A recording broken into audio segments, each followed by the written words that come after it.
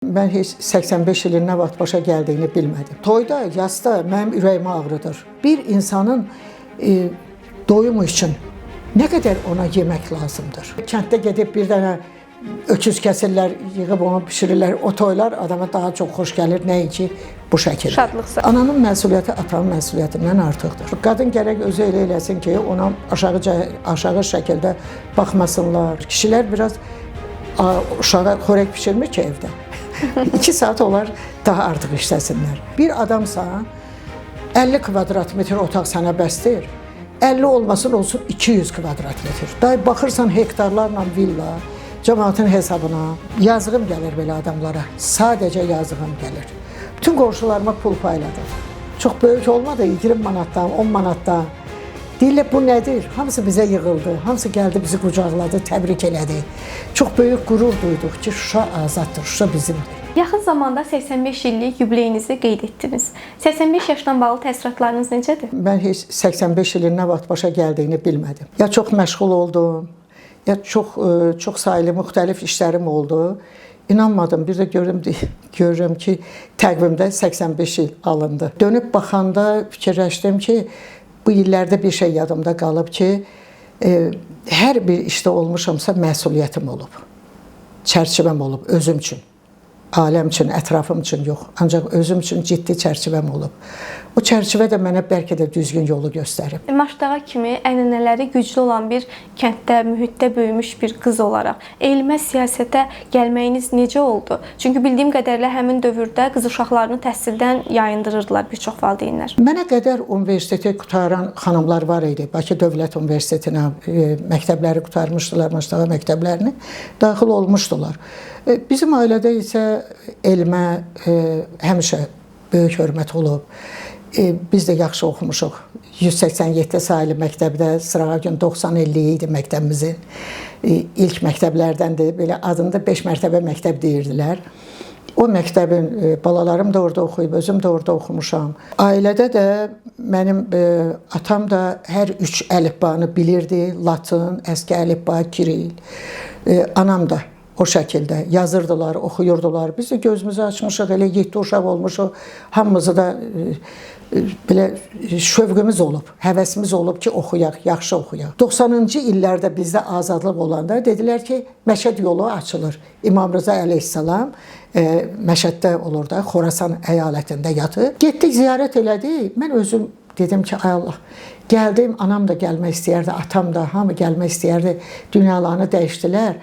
Və mənə qüvvət verir, mən başımı bağlayım, özümün arzum. Nədən ürəyimə gəldi bilmədim. Dedim, başımı bağlayım. İndi bağladım, başımı gəldik, qayıtdıq Tehrana. Orada da bizi çox yaxşı qarşıladılar. Onların Təhsil Nazirliyi zat ki, ilk dəfə Azərbaycandan Məşədə ziyarətə gəliblər. Qayıtmışam, hamısı deyir ki, ay Əsmət xanım, başımı açmayacaqsan. Dedim, yox, başımı söhbətini eləməyin. Mən 90-da başımı bağladım. Parlamentə seçiləndə də cəmaat yığdı, seçildi, məni seçdilər. Mən ancaq rəhmətlik Allah verdiyevdən soruşdum icra başçısından ki, birdən mənə desələr ki, ya başımı aç, mən başımı açmayacağım, mandatı götürməyəcəyəm. Dedim, cənab prezidentdən soruşun, rəhmətlik Ulu Öndərdən, Allah onu rəhmət eləsin. Soruşmuşdu, demişdi ki, onu xalq seçib, elə də necə istəyir, elə oturacaq. O icazəni vermişdilər. Ölkəmizdə din bildiyiniz kimi həssas mövzulardan biridir. Azərbaycanda farspərəst qüvvələrin çox olması ilə bağlı fikirlər də var. Hətta bunu daha çox bununla əlaqələndirirlər ki, bir çox gənclərimiz dini təhsilini gedib İranda alır. Buna görə də farspərəst qüvvəyə çevrilir. Və onu da qeyd edim ki, bir zamanlar Azərbaycanda nurçuların da sayı kifayət qədər çox idi. Amma bu təriqətin artıq qarşısı alındı. Bəli. Bu barədə nə deyə bilərsiniz? Fikirləriniz necədir? Bizim Azərbaycanın çox gözəl tolerant dini var. Baxırsınız, kilsə də qalıb, elədir, sinagog da qalıb, əvvəldən də elə qalmışdı. Abidə kimi də saxlayırlar. O insanlar ki, deyir, mən gedim kimdənsə din öyrənim, gəlim, çox səhv eləyir. Bizim burada gözəl alimlərimiz var. Gözəl dinimiz var. Quranlar tərcümə olunub. Azərbaycan dilinə, hətta Rus dilinə, Kraçkovskaya onu eləmişdi, tərcümə eləmişdi. Öz dinimizi öyrənsinlər, öz xalqımızdan öyrənsinlər. Dinimiz, din həm də adət ənənədir. Din həm də deyir ki, ay bala, bunu belə dində müəyyən çərçivə var, ancaq bu çərçivə heç vaxt insan haqqını ayaq altına atmır. Mən elə bilirəm ki, çox səhv eləyir o ailələr, sonra da uşaqlarının başına nə gəlir, sonra da dövlətdən xahiş eləyirlər, onları orada tutdular, incitdilər, siz kömək edin. Siz elə oturun burada, öz dininizi öyrənin, mütaliə eləyin. İndi nə yoxdur? Dini mağazalar açıqdır. İçəri girirsən, hər cür kitab var. Əsmət xanım, Azərbaycanda yas mərasimlərinin təmtəraqlı keçirilməsi məsələsi də daim aktual mövzulardandır. Bu barədə nə deyə bilərsiniz? Toyda, yasda mənim ürəyimə ağrıdır. Cəmaət xərcə düşür, belə olmamalıdır. Baxsınlar Türkiyəyə, baxsınlar başqa ölkələrə, yaxud bu qədər sivildilərsə, baxsınlar Avropa ölkələrinə. Toyları görürük də.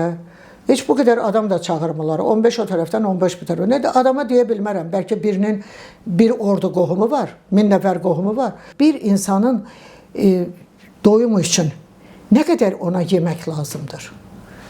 Biz toya gedirik, adam belə həm toylar, həm yaslar. Yaslar da ki, toy heç olmasa, nə bilim, kimsə yardım eləyir, kimsə kömək eləyir, hardasa dostudur, tanışıdır, gətirir orada, qoyurlar oğlan evi, qız evi, onlara nəysə nəmər salırlar. Bu da olmalıdır. Çünki o salıb ki, bu da salır da, düzdür. Bəli. Ancaq nə qədər bu qədər israfçılıq eləyirlər?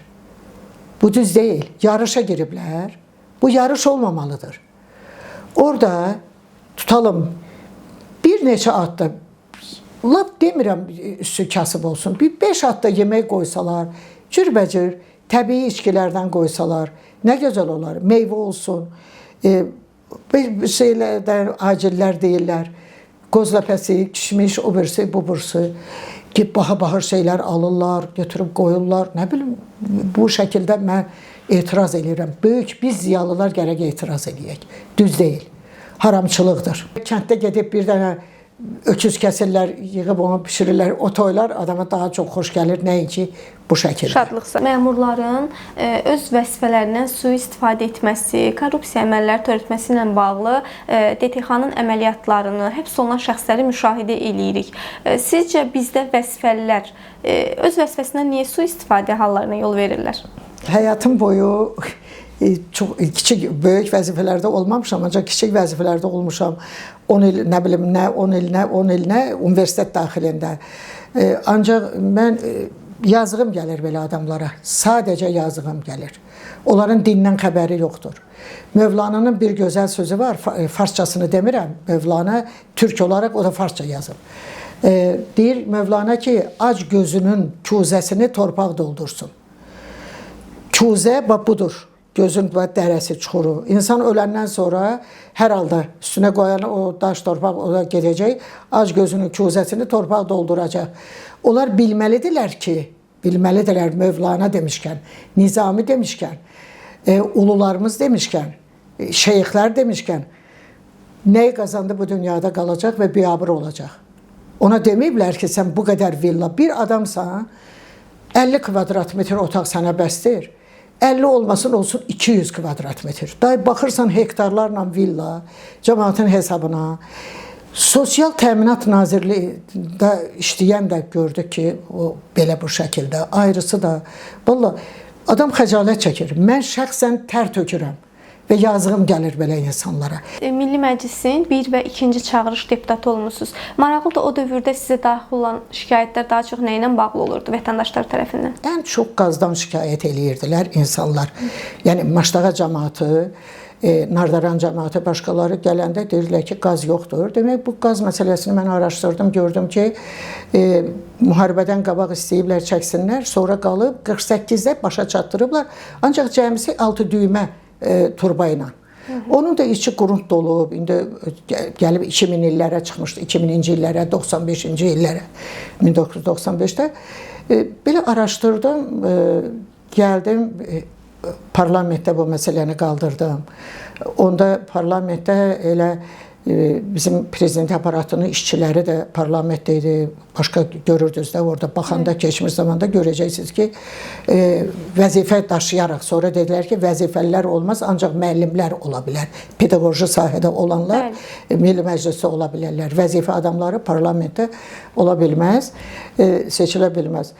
Oralarda məsələ qaldırdım. Allah rəhmət eləsin ulu öndəri. O xəbər tutdu. Soruşdu ki, Akif Muradverdiyev var idi, o vaxt işlər müdürü idi. Mən ona dedim.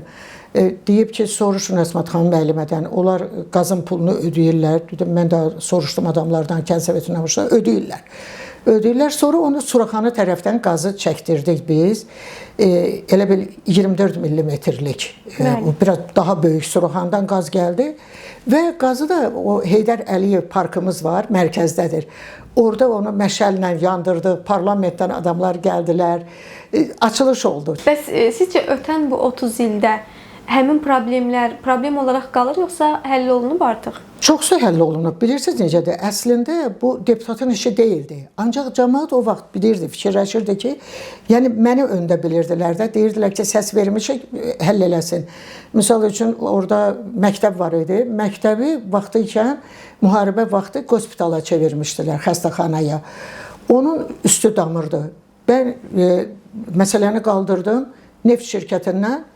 Natiq Əliyev gəldilər, yardım elədilər. O məktəbin üstü qaldırıldı, düzəldi, təmir olundu və yaxud orada bəzi işlər vardır. İndi bunları demək kimsə qulaq asanda deyər ki, Əsmət xanım müəllimə özünü tərifləyir. Tərifləmirəm. Bu dövlətimin mənə arxa durmağı idi. Dövlətimin mənə kömək eləməyi idi. Mən kim idim ki, gedim məktəb üstü götürüm. Son günlərin ən aktual mövzularından biri də intensiv yağan yağışlar səbəbilə yaranan su basma hadisələridir. Bu problemi daha çox həm də Bakı kəndləri yaşayır.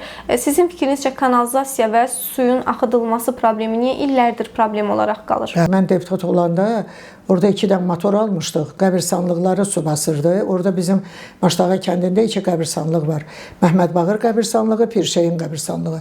Mən onları motorla vurdururdum. Hardansa bu Sabunçuda elə bir neft mədənləri vardı. Orada bir mübariz adlı insan var idi. Hərdən iclaslarda birgə olurdu. Mən ona dedim, siz mənə böyük maştablı, böyük qüvvəsi olan motor verə bilərsiniz. O motorla biz suyu vururdu. Elə Bilgin Maşdağadan Bilgəyə gedən yoldaydı. O yolda suyu vururduq. Oradan vururdular başqa quyulara zada müəyyən vaxtda. İndi yağışdır, yağış Allahın bərəkətidir. Bilmirik ki, nə vaxt yağacaq, nə edəcək. Əlbəttə, artıq bütün Bakı ətrafı kəndlər də qaydaya düşməlidir. Sivil şəkildə kanalizasiyaları olmalıdır. Necə ki, məktəbləri var. Hərdən göstərirlər bəzi yerləri, adam dəhşətə gəlir ki, bu necə ola bilər ki, ya Bakının 15-20 kilometrliyində keçən dəfə göstərirdilər. Çox təəccüblü. Zibilləri töküblər orada. Orada necə yaşayırlar insanlar? Bunlara dönməlidirlər. İcralar da dönməlidir. Məsul insanlar da dönməlidir. Mən sizə deyim ki, bu bəlkə də deputatın işi deyil. Deputat qolunu çırmalayıb gözəl qanunlar yazmalıdırlar. Qanunlara münasibət verməlidirlər. Siz siyasətə gəldiyiniz dövrdə qadın siyasətçilərin sayı bildiyiniz kimi az idi. Bu sizi narahat edirdimi? Və yaxud da belə deyim, qadından siyasətçi olmaz kimi fikirlərlə rastlaşırdınız heç? Əslində xeyr. Xüsusi şəkildə deyirəm, mənim o qədər, mənim millətim, xalqım o qədər mənə hörmət eləyib ki, hər sahədə çox elə ailədə də belə olub. Qadına mən orada bir Allah eləmişkən Maşdağadır deyək, qadına bir cür, başqa cür baxsınlar, yox. Çünki qadın bilirik ki, Allahdan sonra yaradıcı qüvvədir. Dünyaya insan gətirir. Və onun üçün onun hörməti də çox alidir, yüksəkdir. Belə bir hissiyat heç kəsdə olmayıb. Ötən günlərdə Azərbaycan Dillər Universitetinin rektoru Kamal Abdulla ona qadınlarla bağlı ünvanlanan suala belə bir cavab vermiş ki, qadını evdə saxlayıb uşaqlarının tərbiyəsinə yönəltsək daha çox xeyir vermiş olar. Düzdür, buna görə Kamal Abdullah xeyli tənqid hədəfinə çevrildi, belə deyək. Əslində mən düşünürəm ki, bu mənim şəxsi fikrimdir. Qadınlar bəlkə də doğrudan da bu gün işləməkdən yorulur. Bəlkə doğrudan da bir çox qadınlarımız öz ailəsinə, uşağına daha çox zaman ayırmaq istəyir, amma qərarı özünün verməyini istəyirlər ki, bu qərarı, yəni işləyib işləməməklə bağlı qərarını özü versin. Kamal müəllim bəlkə də buna görə tənqid hədəfinə çevrildi. Siz nə düşünürsünüz bu barədə? Mən də onları oxudum. Kamal müəllim özü orada yazısında yazmışdı ki, kəsilib, mənim sözümün dalı və önü və arxası kəsilib. Belə bəzən düz deyil. Amma əslində kəsinti olmamışdı. Müsahibə bildiyiniz kimi Qafqaz.info-da bizim saytda yayımlanmışdı. Amma kəsinti olmamışdı. Elə deməkdə də bu Kamal müəllimi də belə çox tənqid atəşinə tutmasınlar. Bəzən elə sizin dediyinizdə haqq var ki, bəzi qadınlar, bir qadının mən yazısını oxudum, dedi ki, həqiqətən mən səhər 9-dan 8-ə 9-a qədər yorğun, maşın da yox, transportla gəlir, yorğun halda gəlib, mən nə ailəmə bir şey hazırlaya bilirəm, nə uşaqlarımın, üzr istəyirəm, nə uşaqlarımın yazısına, pozusuna baxa bilirəm, dərsinə baxa bilirəm. Mən elə bilirəm ki, Kamal müəllim onu nəzərdə tutub. Əlbəttə, bütün qadınları yox, sonra özü də deyir ki, istedadı olan qadınlar yox.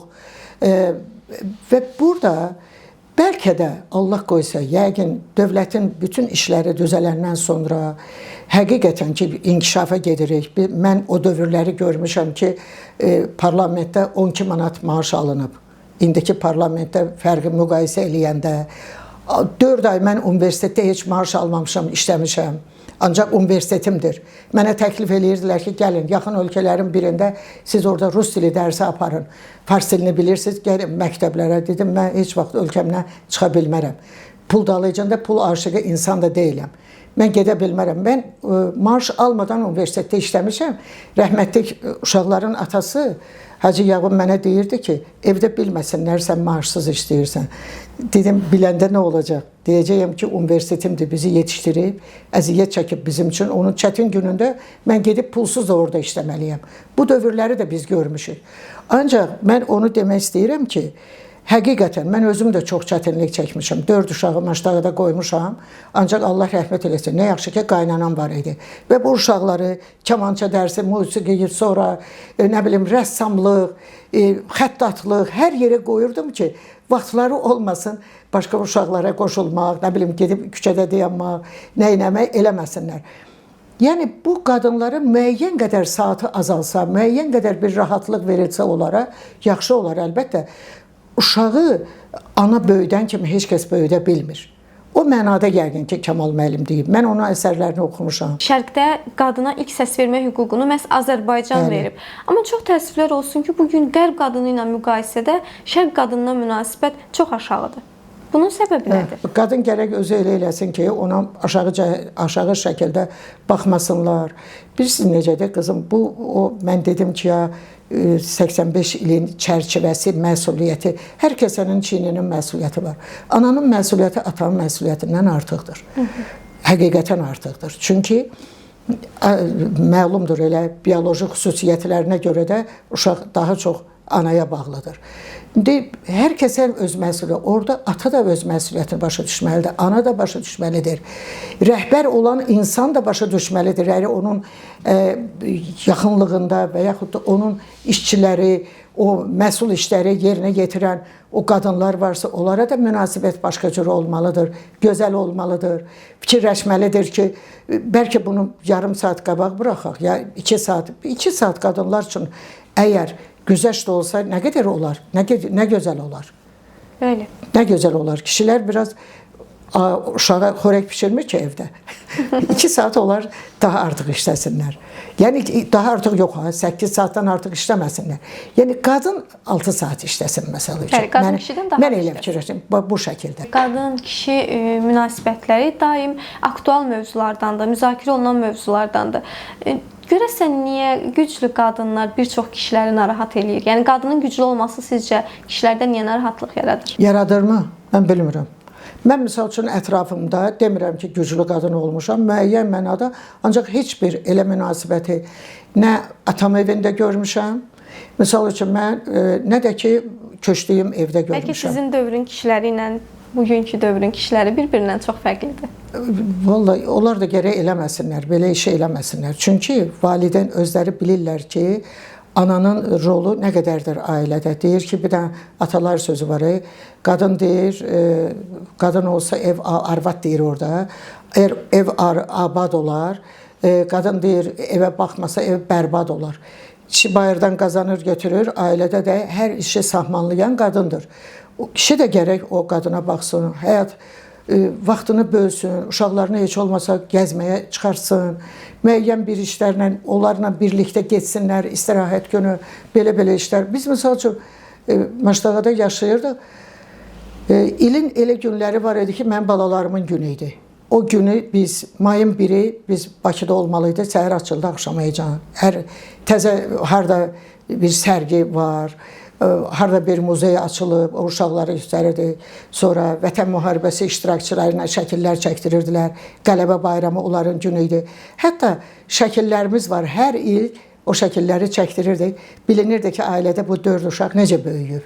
Yəni bu yaşamalıdırlar. Mən demirəm ki, mənim həyatım kimin üçünsə həyat prinsipi olsun. Ancaq hər kəs özü düşünüb, ailədə ikili uşaqları ilə düşünüb, onlara da müəyyən bir işləri verməlidirlər. Dərsliklər də çətindir. Ya ana, ya ata, nə gözəl olar ki, müəyyən vaxtlarını ayırıb uşaqlarla məşğul olsunlar. Oğlum Cavid gözəl şeirləri var. Cavid Məlikzadə. Fərəh qızım, Allah rəhmət eləsin. O 44 yaşında dünyasını dəyişdi. Neçə dil bilirdi, fransız dili bilirdi, ərəbist idi, ərəb dili, rus dili. Rus dilində elə gözəl şeylər yazırdı, Moskvaya göndərirdi. Deyirlər ki, Fərəh Həsənli, sən kimsən? Sən bizə yazgına, deyir, yox, yazmıram. Ancaq, misal üçün, sifarişlər götürürdü, yazırdı, internetlə göndərirdi, onlar çap eləyirdilər. Çox talantlı uşaqlardır. Fərid oğlumun əlindən hər iş gəlir. Mən deyirəm ona ki, 10 barmağımın 10 mərifəti var. Fidan xanım, kiçik qızım, farsistdir. Mənim yolumla gedib 2 uşağın, biri ərəbist, biri farsist. Fidan xanım da Rəssamlar İttifaqının üzvüdür. Gözəl əsərləri var. Cavid Məlikzadənin şeirləri, misal üçün, Sənsiz şeiri var. O Sənsiz şeirinə Elza Seyidcahan musiqi bəstələyib. Orta Asiyada xit olub, birincilik götürüb.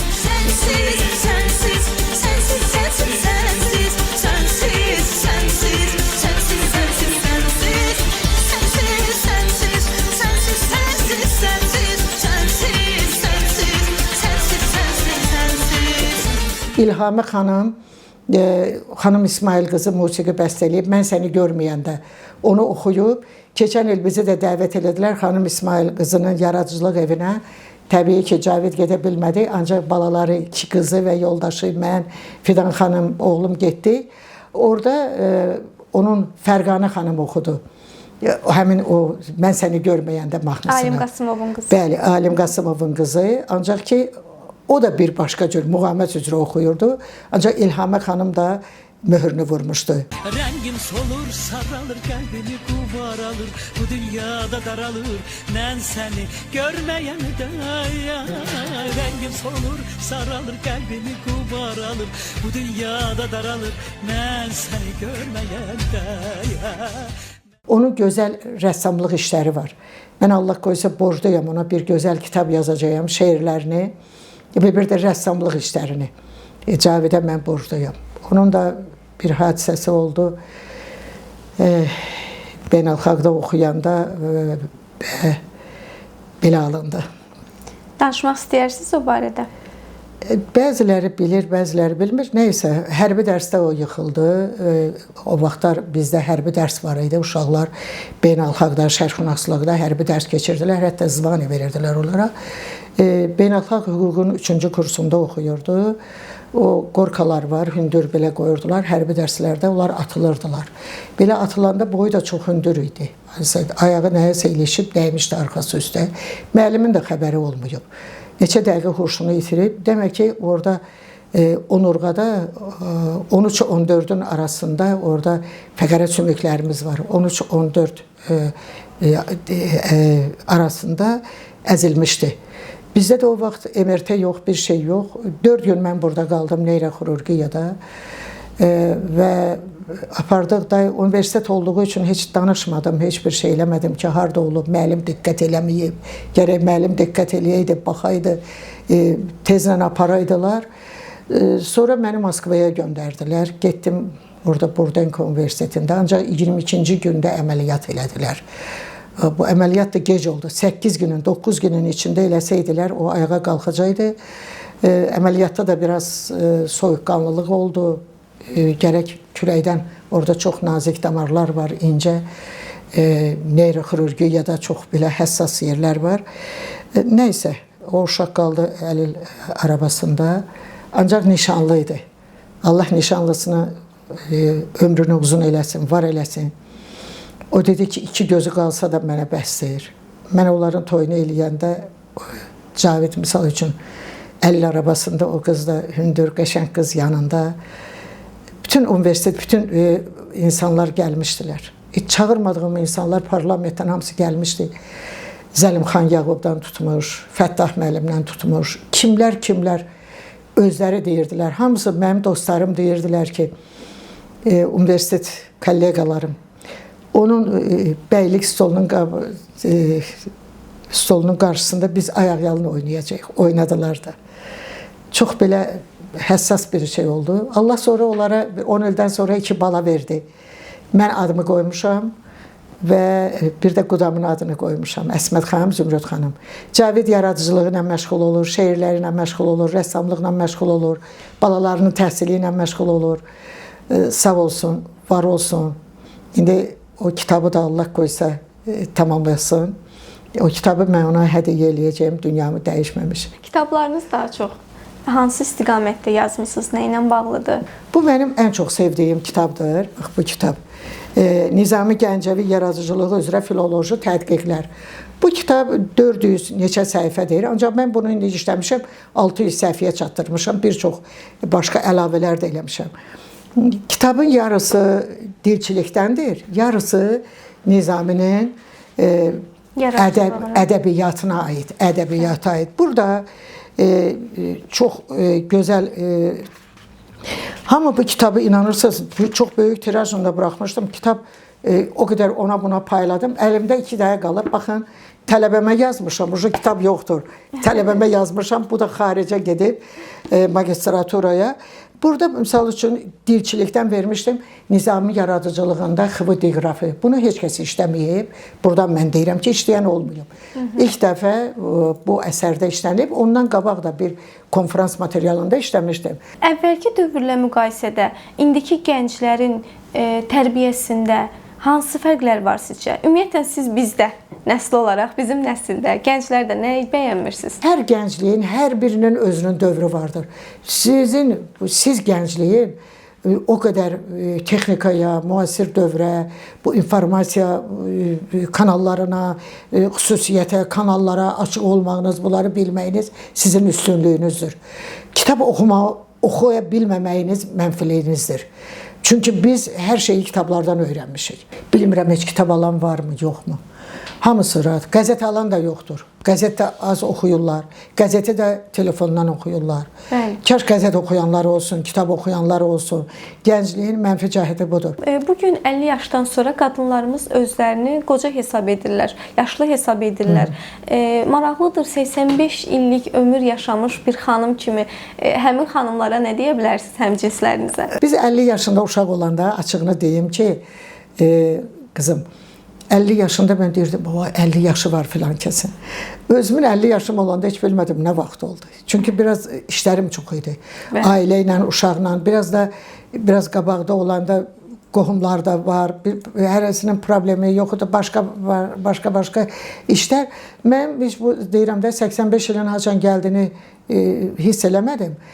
Qadınlar təbii şəkildə qocalsınlar. İnsan təbii şəkildə qocalanda çox gözəl olur.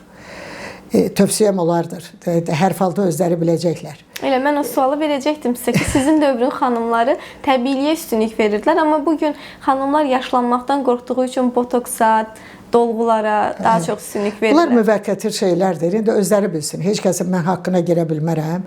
Heç kəsə nə tövsiyə eləyə bilərəm ki, bunu elə və yaxud heç kəsə deyə bilmərəm ki, eləmə. Eləmə. Ancaq ki, məsləhətim odur ki, təbii yolla qocalmaq, insanları sevmək, hər şeyi sevmək. Gülü, otaqda gül var, onu ilə salamlaşmaq, onu sevmək. Bunu kəsirlər, nəysə orada da demişdim, siz xahiş edirəm, kəsməyin. Mən fəxr edirəm ki, 41-45 qələbəsini görmüşəm. Hər halda biz SSR-in daxilində idik. Çox insanlara üç-güc məktublar gəlirdi. Mənim də atamdan elə məktub gəlinmiş, ancaq sonra sağ-salamat gəlib çıxdı. Gəlib çıxdı, çox ailəyə də kömək oldu, qohum qardaşa da və millətə də kömək oldu, rəhmətlik. Ağlım kəsəni gördüm ki, mən o 45-in qələbəsini görmüşəm. Dayım tankçı kimi Berlinə qədər gedib. Adı yazılıb orada. Əlpəna əmim 17 yaşında Mazdok müharibəsində qalıb. Elə Mazdokda yaxında, təzə 17 yaşında. Həkimlik oxutdururmuş babam onu ki, müəllimlərin yanına gedirmiş. Çox itkimiz oldu. 29 itkimiz oldu 41-45-in müharibəsində. Atam gəldi, qaynatam gəldi, kəsik gəldi, əli qaynatamın ancaq gəldi. Atam sağlam gəldi, belə iki qat, gözü zəif, ancaq gəldi, yaşadı, kolxoz sədri oldu, savxoz, Birləşmiş Savxozun rəhbəri oldu, partiya işçisi oldu, bizi oxutdurdu. 9-cu sinifdə oxuyanda mən Vedən xanım qızıl medalını almışam. Mən elə-belə olmamışam. Orada da cəlb olmuşam. Hamısı belə deyirlər ki, Əsmət xanım olan yerdə Əsmət xanım liderdir. Yox, liderlik deyil. Bildiyi başqası ilə bölüşməkdir. Liderlik budur. İnsanlara kömək olmaq. Sonra da ki, 44 günlük müharibənin qələbəsini gördüm. Mənim oğlum, qızım 19 yaşında 7-8 uşaqla Qarabağa gedib Fərid, gedib orada qrup yaradıb, vuruşublar. Əlində Kalaşnikov şəkili var. Ancaq çox qəribədir. Hələ veteran knişkasını ala bilmir. Deyirlər, məhkəməyə ged. Deyir ki, gedim kimi məhkəməyə verim. İstəmirəm gedim. Yəni, belə dərdlərim var. İstəyirsiniz, bunu kəsərsiniz. İstəmərəm, millətim üçün dəyilsin. Siz müraciət eləmişsiniz bununla bağlı? Bir nəfər düşüb ortaya müraciət eləyib, bu pul çəkir, nə eləyir, özüm eləyəcəyim. Özüm eləyəcəm və məhkəməyə gedəcəyim. Qarabağ bizim ürəyimizdən belə keçib. Şuşa 8 mayda Şuşa alınanda biz evdə 10 gün xörək pişirmədik. 10 gün pendir, çörək, suyla dolandıq. Ümid eləyirdik ki, Şuşa alına bilməz. Erməni vicdansız Şuşaya çıxa bilməz. Şuşa alına bilməz. Yoldaşım rəhmətlik deyirdi ki, alınmaz. Ancaq Şuşa alındı, sonra da Şuşanın azadlığını gördük. Prezidentin də Allah canını sağ eləsin, Şuşaya insan kimi müraciət elədi. Dedi, Şuşa, sən azadsan. Ancaq mən bağdaydım. Vişnovkada bir bağımız var. O bağdaydıq. Bilirdim, mənim 2 əskər tələbəm əskər idi. Onlar mənə yazmışdılar ki, Şuşa alınıb. Hətta mən lap qabaqdan bilirdim, 8-dən də qabaq ki, Şuşa alınıb, Şuşa bizimdir. Ancaq mən də səsimi çıxartmırdım, çünki dövləti, dövlətçiliyi qorumaq lazımdır. Haçan deyirlər, biz də onda səsimizi çıxardarıq. Mən bağdaydım. Bütün qonşularıma pul payladım. Çox böyük olmadı, 20 manatdan, 10 manatdan. Deyirlər, bu nədir? Hamısı bizə yığıldı, hamısı gəldi, bizi qucaqladı, təbrik elədi. Çox böyük qürur duyduq ki, Şuşa azaddır, Şuşa bizimdir.